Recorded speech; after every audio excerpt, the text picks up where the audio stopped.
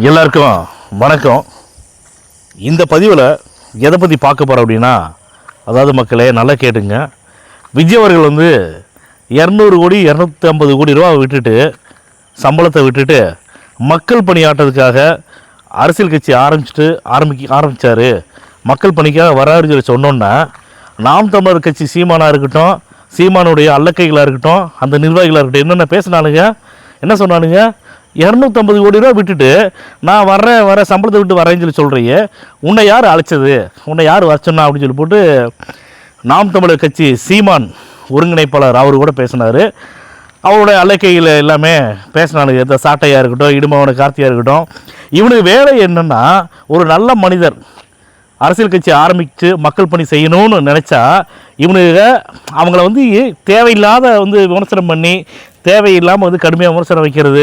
இதெல்லாம் எதுக்குன்னா, அதிமுக திமுக இந்த 2 கட்சி மட்டும்தான் தமிழ்நாட்டில் இருக்கணும், தமிழ்நாட்டை ஆளணும். வேறு யாருமே எந்த கட்சி புதுசாக இருக்கிறவங்க எவனுமே வரக்கூடாது. இவனுக்கு இவளோட வேலை என்னென்னா, நாம் தமிழர் கட்சி வேலை தானும் படுக்க மாட்டானுங்க, தள்ளியும் படுக்க மாட்டானுங்க அப்படின்னு சொல்லுவாங்கள்ல. அதுக்கு உதாரணமாக தான் இவன் என்ன பண்ணுவானுங்கன்னா, வர்ற எல்லாத்தையுமே கடுமையாக விமர்சனம் பண்ணுவாங்க. ரஜினிங்கிற ஒரு பேர், அது எவ்வளோ பெரிய பேர் நீங்கள் சொல்லுங்கள். ரஜினிகாந்த் அப்படிங்கிற ஒரு மனுஷன் எவ்வளோ ரசிகர் பட்டாளத்தை வச்சுருந்தார்.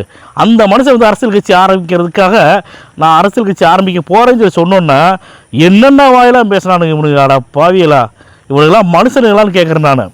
டேய், அவர் அதாவது என்ன பேசுகிறான்னா, சீமான என்ன பேசுகிறான்னா, இத்தனை கோடி தமிழ் மக்களில் தமிழ்நாட்டை ஆடுறதுக்கு ஒருத்தனுக்கு தகுதி இல்லையா, ஒருத்தனுக்கு இது இல்லையா அப்படின்னு சொல்லி அறிவு இல்லையான்னு சொல்லி என்னென்னமோ பேசிட்டு கிடந்தான்.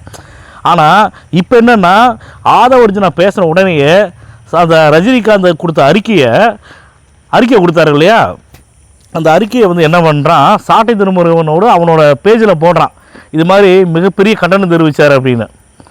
ஏண்டா, நீங்கள் பண்ணாததை, நீங்கள் பேசாததை, உங்களுடைய நாவடக்கம் இல்லாமல் நீங்கள் பேசுனீங்க. இது மாதிரியான ஆதவர்ஜுனா பேசுகிறேன் அப்படி ரஜினி அவர்களை. நான் எதுக்கு சொல்கிறேன் மக்களே, இப்போ புதுசாக நாம் தமிழர் கட்சி இன்றைக்கி சீமான் ஒரு வீடியோ வெளியிட்டிருக்கு. அப்படி என்ன வீடியோன்னா, கட்சிக்கு திரள் நிதின்னு சொல்லி போட்டு நிதி திரட்டுறாராம் தேர்தலுக்கு.